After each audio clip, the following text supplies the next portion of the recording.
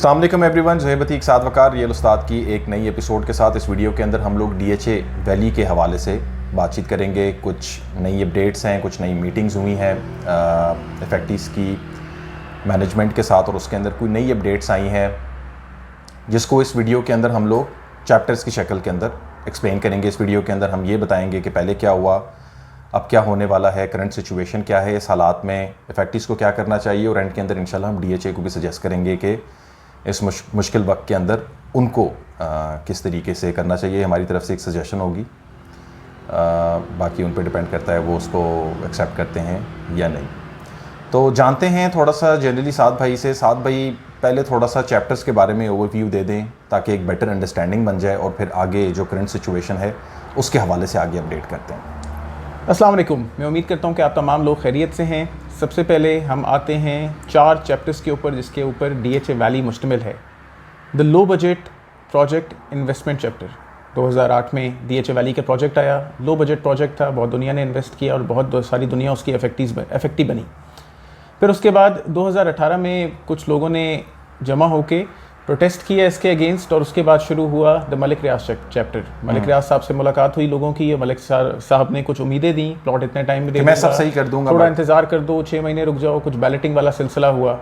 फिर उसके बाद आया the brigadier Kaiser chapter. Brigadier Kaiser साहब आए डेवलपर की हैसियत से। उन्होंने बहुत सारा काम भी किया। 1 साल तक वो अपना काम में लगे रहे। उन्होंने वादा किया कि मैं एक आर्मी ऑफिसर हूँ और हर 23 मार्च को मैं आपको रीबैलेट करूँगा और हर 14 अगस्त को मैं आपको पोजीशन दूंगा for consecutive next 5 to 7 years for consecutive time.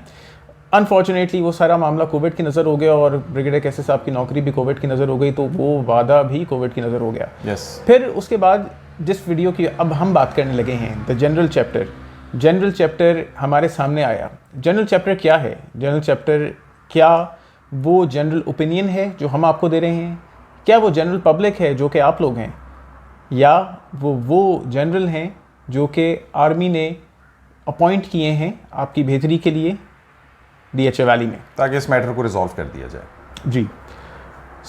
कल मीटिंग हुई बड़ी ज़बरदस्त किस्म की इफेक्टिस की और जनरल साहब की। उससे पहले भी एक प्रोटेस्ट बड़ी रिसेंटली DHA की तरफ गई और उन तमाम लोगों की भी जनरल साहब से मुलाकात हुई, और जनरल साहब ने कुछ ज़बरदस्त किस्म की बातें की DHA वैली रिलेटेड। और ये सारी तमाम बातें मैं कहूँगा कि इसमें पॉजिटिव साइंस भी हैं और इसमें नेगेटिव साइंस भी हैं। पॉजिटिव साइंस क्या हैं? पॉजिटिव साइंस ये हैं कि जो कुछ डेवलप है, जो कुछ इन्होंने अब तक बना दिया है, वो अनकरीब मिलने वाला है। वो DHA को अलॉट होगा, वो DHA वैली और DHA फेज़ 2 एक्सटेंशन, क्योंकि ये 2 इलाके हैं जो कि जनरल साहब जिनके लिए अपॉइंट हुए हैं उनके लिए कुछ बेहतरी करने के सिलसिले में। दोदोचे के डैम के मामले क्लियर हैं। इस्लामाबाद एक्सप्रेस पे अभी डिले है। कलर सईदा से DHA वैली की अप्रोच होगी। जो इलाका डेवलप कर दिया गया है उसको साल से 1.25 साल के अंदर पोजीशन मिलना शुरू हो जाएगी, और ये पोजीशन फिर मिलती रहेगी। बहुत सारे अलॉटीज़ को इसमें फ़ायदा होगा। जिनकी बैलेटेड फाइलें हैं वो बहुत तरक्की करेंगे, उनको बड़ा ज़बरदस्त इसके अंदर प्राइस का फ़ायदा होगा। होम्स के बारे में सुनने में आ रहा है कि तकरीबन 300 होम्स को 4 महीने के अंदर पोजीशन आने वाला है। ये डेफिनेटली ओलिएंडर के होम्स हैं। उसके अलावा और भी मुताद्दिद होम्स रेडी हैं, तो होम्स के अंदर भी हम एक्सपेक्ट करते हैं कि थोड़ी बहुत रीवैलेटिंग होगी। रेजिडेंशियल प्लॉट्स के वाले से, रेजिडेंशियल प्लॉट्स में भी जो बैलेटेड प्लॉट्स हैं उनको जिनसे सर्विस डेवलपमेंट चार्जेस लिए जा रहे हैं उनको भी बहुत ज़्यादा फ़ायदा होगा। मुमकिन है कि उसमें कुछ कमर्शियल बैलेटिंग भी एक्सपेक्टेड है इस सारे सिलसिले के अंदर। लेकिन उसका नेगेटिव एस्पेक्ट क्या है? और नेगेटिव एस्पेक्ट मेरे ख्याल से काफ़ी बड़ा है उसका। उसका नेगेटिव एस्पेक्ट ये है कि जिस सारे लॉट की हम बात कर रहे हैं DHA वैली के अंदर और DHA फेज़ 2 एक्सटेंशन के अंदर, ये टोटल नंबर ऑफ अलॉटीज़ का सिर्फ 17% है। और अलॉटीज़ तकरीबन कितने हैं इसके? 1,10,000। दोनों इलाकों के मिला के 1,10,000 अलॉटीज़ हैं। अच्छा, ये 17% को आप थोड़ा सा एक्सप्लेन करें कि ये क्या मतलब, किस तरीके से बता रहे हैं? जी बिल्कुल। अगर हम दोनों एरियाज़ को जॉइन करते हैं तो last year DHA phase 2 extension के अंदर बैलेटिंग हुई। फेज़ 6 का एरिया दिया इन्होंने, 400 प्लॉट्स बैलेट किए। मुतादिद बहुत बड़ा एरिया जिसको अभी तक हम विजिट नहीं कर सके, इंशाल्लाह हमने दिखाना है। उसके अंदर बहुत सारे बेशुमार प्लॉट्स फेज़ 2 एक्सटेंशन के अंदर डेवलप्ड हैं। मोस्ट प्रॉब्ली अनकरीब उनकी भी बैलेटिंग होगी। फिर अगर हम DHA वैली की बात करते हैं तो एज़ पर DHA 15,000 प्लॉट्स उन्होंने DHA वैली के अंदर, जिसके अंदर इंक्लूडेड हैं 1200 होम्स, यानी टोटल 15,000 अलॉटीज़ को उन्होंने रीबैलेट कर दिया है DHA वैली के अंदर। तो अगर मैं 110 का एवरेज लूँ कि अगर मैं कहूँ कि तकरीबन 3,000 या 3,300 प्लॉट्स नए DHA फेज़ 2 एक्सटेंशन में रेडी हैं, 400 पुराने थे, 3700 अप्रॉक्सीमेटली प्लॉट्स और 15,000 अलॉटीज़ DHA वैली के अंदर, तो ये तकरीबन 1,10,000 का 17% बनता है। 17% लोगों को यानी डिलीवरेंस के चांसेस हैं, और रिमेनिंग क्या करेंगे?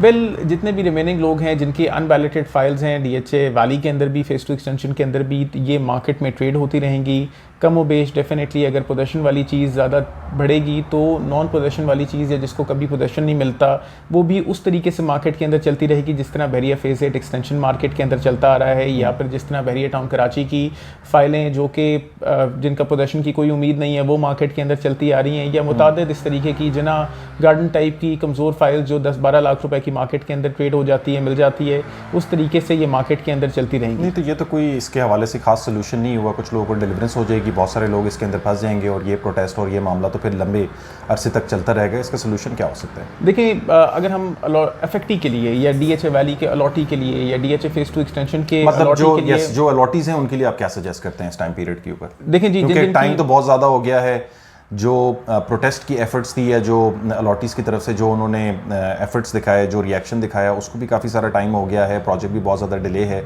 और किसी भी प्रोजेक्ट को आप जब बहुत ज़्यादा फर्दर डिले कर देते तो कभी उसकी डिलीवरेंस उस हवाले से होती नहीं है। और अभी DHA इस टाइम पे ये कह रहा है कि हम सिर्फ 70% लोगों को केटर कर सकते हैं, बाकियों का क्या होगा, किस तरीके से होगा, तो बहुत कन्फ्यूजन पैदा कर देगी मार्केट में। बिल्कुल आप ये ठीक बात कर रहे हैं। देखें जो जितने भी एफेक्टीज़ हैं, जितने भी DHA वैली के अनबैलेटेड फाइल होल्डर्स हैं, जितने भी जिन लोगों ने ज़्यादातर प्रोटेस्ट किया है या जो लोग प्रोटेस्ट कर रहे हैं, DHA ने अपना मामलात क्लियर करते हुए उन लोगों को बैलेट किया, या वो तमाम लोग कि जिनकी सरचार्ज हिस्ट्रीज़ बहुत कम थी उन लोगों को तमाम को बैलेट किया और बाकी लोगों को छोड़ दिया। लेकिन ख़ास तौर पर जब भी कभी किसी भी बॉडी के इंस्टीट्यूशन के ख़िलाफ़ अगर कोई आवाज़ उठाना शुरू करता है तो सबसे बेहतर तरीका ये होता है कि उस आवाज़ को दबा दिया जाए या उसको कमज़ोर कर दिया जाए, और उसको कमज़ोर करने का तरीका ये है कि उसको वो जो मांग रहा है उसको वो दे दें, और उसको अपने तरीके से, जैसे जब लोग आवाज़ उठाते हैं अपने प्लॉट के लिए तो उनकी फ़ाइल को आप रीबैलेट कर दें तो आवाज़ कुछ मध्यम हो जाती है, और उनको फिर ये एहसास दिला दें कि यार कुछ अरसे में तुम्हें पोजेशन दे देंगे, तो आवाज़ और मध्यम हो जाती है, और फिर उनके दिल में आप ये बात डाल दें कि तुम मेहनत कर रहे हो और वो तमाम लोग जो अपने घरों पर बैठे हुए हैं और जो सो रहे हैं इस सारे मामले के अंदर, तुम लोग अपने प्लॉट ले लो और बाकी लोगों को छोड़ो, तो आप फर्दर डिवाइड कर देते हैं। बहुत सारे लोग हैं जो कहते हैं कि हमें DHA वैली से बाहर चाहिए, बहुत सारे लोग जो कहते हैं हमें DHA वैली के अंदर चाहिए। अब बहुत सारे लोग इस माइंडसेट के ऊपर जा रहे हैं कि जो लोग मेहनत कर रहे हैं उन लोगों को प्लॉट मिल जाना चाहिए, और जो लोग मेहनत नहीं कर रहे तो उनको हवा में लटका रहना चाहिए। It is a divide and rule formula, and unfortunately you are being divided. तो इफेक्टिव्स को इस टाइम के ऊपर क्या करना चाहिए? यूनिटी पैदा करना भी तो कोई आसान चीज़ नहीं है, it's a very difficult thing to do. Definitely जब यूनिटी स्ट्रेंथ और डिवाइडेड यू फॉल, तो आप जब भी डिवाइडेड रहेंगे तो आपको कोई फ़ायदा नहीं होगा। अच्छा, नक्शे के हवाले से क्या कोई अपडेट है और अलॉटीज़ को क्या करना चाहिए इसके हवाले से? वेल DHA ये कहता है कि अगर हमने नक्शा रिलीज़ कर दिया तो जिन लोगों से लैंड पिक करनी है DHA ने उन लोगों से वो लैंड नहीं पिक कर सकेंगे, लेकिन इसके ऊपर हम DHA को ये आवाज़ देना चाहते हैं और FFT को ये बोलना चाहते हैं कि ये DHA का हक नहीं है कि तुमसे वो तुम्हारा नक्शा छुपाए। तुम्हें जो प्लॉट अलॉट कर दिया है या तुम्हें जो रीबैलेटिंग कर दिया है, ये DHA वालों का हक नहीं है कि तुमसे तुम्हारा नक्शा ख़त्म करें। वो वादे जो उन्होंने कंप्लीट करने थे 2010-11 तक, वो 2020 तक लिंगर ऑन कर गए हैं, और अब तुमसे नक्शा भी छुपाएंगे और आप लोग खामोश बैठे रहोगे। बड़े अफसोस की बात है अनफॉर्चुनेटली। लेकिन वंस अगेन इसके अंदर FFT को या उन तमाम लोगों को जो इस मूवमेंट का हिस्सा हैं, अभी तो वो इस बात के ऊपर मान गए हैं कि हम नवंबर तक इंतज़ार करते हैं और थोड़ा वक्त वेट करते हैं, लेकिन जनरल सबसे अच्छा सजेशन उन लोगों के लिए कि इंतज़ार ना करें, आप अपना हक मांगे जाके, क्योंकि ऑलरेडी बहुत लेट हो गया है। नवंबर का इंतज़ार करेंगे या दिसंबर का इंतज़ार करेंगे, फिर जाएंगे उनसे बात करने के लिए, वो और 2 महीने का टाइम लेंगे, फिर जाएंगे उनसे बात करने के लिए, वो और 2 महीने का टाइम लेंगे, फिर जाएंगे उनसे बात करने के लिए, वो और 2 महीने का टाइम लेंगे। और नवंबर दिसंबर की बात ये है कि सर्दियों में कोविड की वेव दोबारा आएगी, आप लोग अपने घर से बाहर नहीं निकल सकते। अब अच्छा मौका है, आप अपने हक को मांगें और ठीक तरीके से मांगें, बिकॉज़ आप भी एक जनरल बॉडी हैं, जनरल पब्लिक हैं, आप सबसे ज़्यादा स्ट्रॉन्ग हैं। आपको बात करनी चाहिए अपने हक के लिए। अब हम आते हैं कि DHA को आप क्या सजेस्ट करते हैं इस मामले के अंदर, क्योंकि ये एक्चुअली हो तो डेडलॉक गया है, ज़मीन इनके पास नहीं है, अलॉटीज़ बहुत ज़्यादा हैं, लोग शोर भी मचा रहे हैं इस टाइम के ऊपर, ये लोग सेटिस्फाई भी नहीं कर सकते हैं उनको किसी भी पॉइंट ऑफ व्यू से, क्योंकि over the period of time अगर आप DHA के स्टांस को देखें तो चेंज होता रहता है, मैनेजमेंट भी चेंज हो रही है और इनके सेंसेस भी चेंज हो रहे हैं over the period of time. तो इस टाइम के ऊपर DHA को क्या करना चाहिए, क्योंकि ये एक ऐसी स्टैंप है DHA के ऊपर कि ये अगर लगी रहेगी तो बहुत ज़्यादा डेंट करेगी। बिल्कुल, डेफिनेटली। तो क्या सजेस्ट करते हैं? देखें, अगर मैं सबसे पहले बताऊं कि DHA किस पोजीशन के अंदर खड़ा है, एक आम अफेक्टी को ये पता होना चाहिए कि DHA वैली के अंदर या DHA फेज 2 एक्सटेंशन के अंदर हुआ क्या। हम सिर्फ DHA वैली की एग्जांपल लेते हैं। DHA वैली के अंदर 5 मरले का प्लॉट था 6,82,500 रुपए का, 8 मरले का प्लॉट था 9,15,500 रुपए का, 5 मरले का घर था 23 लाख रुपए का, 8 मरले का घर था 46 लाख रुपए का, 4 मरले का कमर्शियल था 20 लाख रुपए का और 8 मरले का कमर्शियल था 40 लाख रुपए का और 300 स्क्वायर फीट की दुकान थी 12 लाख रुपए की। चलो हम एवरेज आउट कर देते हैं कि अगर 5 मरले के प्लॉट्स ज़्यादा हैं और बाकी कमर्शियल्स वगैरह को एवरेज आउट करके हम 9 लाख रुपए का भी हिसाब लगा लेते हैं कि अगर 9 लाख रुपए उन्होंने ऑन एवरेज एक इंडिविजुअल से DHA ने प्रोक्योर किए, पिक किए। मैं इसमें ओवरसीज़ की को भी उस कैटेगरी में कंसिडर करूँगा, क्योंकि ओवरसीज़ में 5 मरले वालों ने $9,500 पे किए हुए हैं, 8 मरले वालों ने $13,500 पे किए हुए हैं। चलो मैं कहता हूँ कि ऑन एवरेज 9 लाख रुपए DHA ने हर अलॉटी से लिए और 80,000 अलॉटीज़ हैं, तो इसका मतलब है कि 72 अरब रुपए का ये हिसाब बन गया। 72 अरब रुपए में जोहे भाई अभी अगर मैं धदोचा डैम की बात करूं तो उसकी कुल बनने का हिसाब 7 अरब रुपए है। तो इसका मतलब है कि 72 अरब रुपए में आप 10 धदोचा लेवल के यानी 18,000 कनाल ज़्यादा बन जाते हैं, वो तो काफ़ी पहले की पेमेंट्स हैं। नहीं, मैं आज की बात कर रहा हूं कि आज के दौर में आप 10 इस तरह के डैम बना लेते, इस पैसों के अंदर आप पूरी रिंग रोड को कंप्लीट कर लेते, जो कि अब पिंडी इस्लामाबाद को 61 किलोमीटर की मिलने वाली है। इन पैसों में आप बहुत कुछ डेवलप कर सकते थे, इंस्टीट्यूशन डेवलप कर सकते थे। इतना सारा पैसा किधर गुम किया? अनफॉर्चुनेटली ऑडिट करते रहे और उसका अनफॉर्चुनेटली कोई जवाब नहीं है। लेकिन एक आम अफेक्टी को पता होना चाहिए कि ये कितना बड़ा स्कैम है और तुम बूंद बूंद दरिया हो। असल में इन्वेस्टमेंट तो बूंद बूंद है, लेकिन ये एक बहुत बड़ा दरिया है जो कि DHA के सामने आके खड़ा हो गया है। DHA के लिए एक इजी वे आउट, ये रियल उस्ताद का सजेशन है DHA को कि वो इस तरीके से कर लें। और इसके अंदर शायद हमारी इस सजेशन से मुमकिन है कि शायद अलॉटीज को ये बहुत समझ ना आए, लेकिन it is sentiment may be hurt हो, but this is the way that you can resolve this thing. This is the way that you can resolve it. This is the way कि DHA आपको एक easy exit plan दे सकता है। इसके अंदर आपको नुकसान भी नहीं होगा, आपकी इन्वेस्टमेंट के अंदर उनका ब्रांड इमेज भी बचेगा, आपको भी प्रॉफिट मिलेगा, इन्वेस्टमेंट में आपको फ़ायदा होगा। लेकिन अब DHA को जैसे हाउसिंग के उन्होंने एक लेफ्टिनेंट जनरल को अपॉइंट कर लिया है, तो अब उनको ये करना चाहिए कि जितना भी DHA इस पाकिस्तान के अंदर हैं सबको क्योंकि वो एक जनरल बॉडी के अंदर आ रहे हैं, WNR डायरेक्टरेट के अंदर आ रहे हैं, तो उनको ज्वाइन कर लेना चाहिए और DHA वैली और DHA फेज 2 एक्सटेंशन को एक इस तरीके से क्लीन आउट कर देना चाहिए, इस तरीके से रिलीफ देना चाहिए कि DHA की साख्त भी बच जाए और लोगों के दिल में DHA के लिए वो इज़्ज़त, वो वकार बाकी रहे। इसका बड़ा सिंपल तरीका है ज़ोहेब भाई, जब हम DHA से जैसे DHA के अंदर बहुत सारे बेशुमार अगर 83% उनके अलॉटीज़ हैं फेज 2 एक्सटेंशन के अंदर और DHA वैली के अंदर जिनको प्रॉपर्टीज़ अलॉट नहीं हुए, तो DHA ये अंदाज़ा लगा ले कि जैसे हम अगर DHA वैली के अंदर अंदाज़ा लगा सकते हैं कि 5 मरले की फ़ाइल 6,82,500 की या 8 मरले की फ़ाइल 9,15,500 रुपए की या कमर्शियल 20 लाख रुपए का, तो जितने भी कमर्शियल हैं, जैसे अगर मैं सिर्फ रावलपिंडी इस्लामाबाद की बात करूँ, DHA 3 के अंदर कमर्शियल्स हैं, डेवलप प्लॉट पड़े हुए हैं। DHA फेज 2 एक्सटेंशन का जो इस्लामाबाद एक्सप्रेस वे उसके ऊपर बेशुमार 4 और 8 मरला के कमर्शियल्स पड़े हुए हैं। इसी तरह के बहुत सारे और भी प्लॉट्स DHA 3 सीरीन सिटी के अंदर ये कमर्शियल्स मोस्टली बहुत सारे कमर्शियल डेवलप भी हैं। इस तरह DHA वैली के अंदर भी बहुत सारे कमर्शियल्स पड़े हुए हैं। तो DHA अपनी प्रॉपर्टी का एक बेहतर रेट लगाए। बेहतर रेट लगाने का तरीका ये होगा कि डेवलप प्लॉट्स 3-3 करोड़ रुपए के, और मेरा ख्याल है कि कोई मुश्किल नहीं है DHA के लिए इन प्रोजेक्ट्स को मार्केट में बेचना और बहुत सारे लोग खरीद भी लेंगे।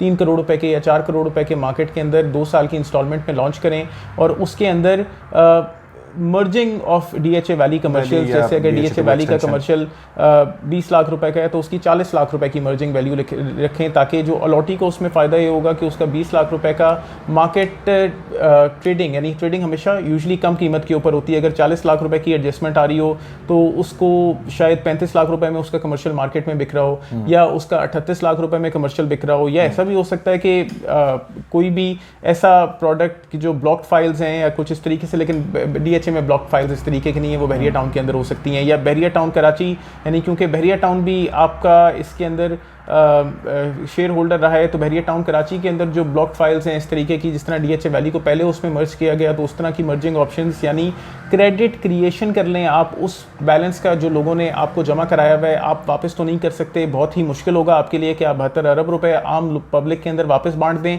या फिर उसके अंदर ऐड ऑन करके, यानी 1 खरब रुपए या 1.5 खरब रुपए आप मार्केट के अंदर रिलीज करें। बहुत मुश्किल है, ये नामुमकिन सी बात है ये, और पाकिस्तान के मेजर प्रोजेक्ट्स और डेफिनेटली जिस किस्म का आपका अपना बजट है, ये काम करना बहुत मुश्किल है। तो नए प्रोजेक्ट्स मार्केट के अंदर लेकर आएँ और उसके अंदर ओपन एडजस्टमेंट रखें DHA वैली कमर्शियल्स की, DHA वैली होम्स की, DHA वैली रेजिडेंशियल प्लॉट्स की, और दुगनी कीमतों का उनको रिलीफ दें आप। इससे आपको अपनी इससे दुगनी कीमतों का, आपको आजकल के रेट्स के हवाले से नहीं देखना चाहिए। आजकल का तो रेट 10 करोड़ रुपए का DHA 2 के अंदर बहुत अच्छा वाला कमर्शियल है, आप 10 करोड़ रुपए का कमर्शियल की एडजस्टमेंट उनको नहीं दे सकते, लेकिन दुगनी अगर कवर कर देंगे, 40 लाख वाले को 80 लाख कवर कर देंगे, तो I am sure, we are sure कि आप इस मुसीबत से जल्दी निकल सकेंगे। ये एक रास्ता है, ये this is our message to DHA कि आप अपने आप को इस चीज़ से आज़ाद कर दें, और आज़ाद कर दें उन तमाम अलॉटीज़ को, उन तमाम अफेक्टीज़ को, उनकी मिजरी से, इससे पहले कि वो इस अल्लाह ना करे कि इस दुनिया फ़ानी से रुखसत हो जाएं, वो उस पैसे को जो कि उन्होंने कई अरसे पहले 12 साल पहले इन्वेस्ट किया था, वो उसको बेहतरीन किस्म का उससे फ़ायदा हासिल करें, अपने बच्चों की शादी कर सकें, उनकी पढ़ाइयाँ कर सकें, अपने किसी घर बार में इन्वेस्ट कर सकें, कोई बिज़नेस उससे इस्टेब्लिश कर सकें। खुदारा इनकी मदद करें, आगे आएँ और इनके लिए काम करें, बिकॉज जो भी कुर्सी पे बैठेगा, ये वो कुर्सी है कि जो जिस आखिरत में जिस पे सवाल होगा, जो भी उस कुर्सी पे बैठेगा वो ये नहीं कह सकता कि मेरे से पहले वाले गुनहगार थे, और अगर वो ये ऐसी आवाज़ लगाएगा कि मेरे से पहले वाले गुनहगार थे, तो पहले वाले कहेंगे कि ये भी आके बैठा है, इसको भी दुगना अजाब दो। अपने आप को दुगने अजाब के सामने ना रखें। एक इल्तिजा है एक रियल्टर की, अफेक्टी से भी, अलॉटी से भी, और एक अथॉरिटी, एक इंस्टीट्यूशन से भी, कि अपने इस मामले को सॉल्व करें। और हम ये दुआ करते हैं कि आप भी, DHA भी निकले इस मामले से, अफेक्टी भी निकले इस मामले से, लोगों को फ़ायदा हो, लेकिन अफेक्टी भी ना रुके अपने हक के लिए, और DHA भी ना रुके उनको उनका हक देने से। इंशाअल्लाह आप तमाम लोगों को हमारी ये दुआ है कि बहुत सारा फ़ायदा हो। हम लगे रहेंगे DHA वैली के लिए, अल्लाह की रज़ा के लिए, और आप लोगों के लिए इंशाअल्लाह, कि आप लोगों को फ़ायदा हो। हमारी ये पूरी कोशिश है इंशाअल्लाह। Like, share, subscribe. Contact detail जो है वो वीडियो के डिस्क्रिप्शन के अंदर मेंशन होगी। फेसबुक पेज और इंस्टा का लिंक भी होगा, उसको भी आप लाइक कर सकते हैं। और इंशाअल्लाह आइंदा आने वाले दिनों के अंदर वैली से रिलेटेड जो भी अपडेट होगी, इनसाइट्स जो भी उसकी होती हैं, उनको हम आपके साथ शेयर करते हैं, जैसे इस वीडियो के अंदर हमने आपके साथ की है। तो अपना ख्याल रखें। अस्सलाम वालेकुम।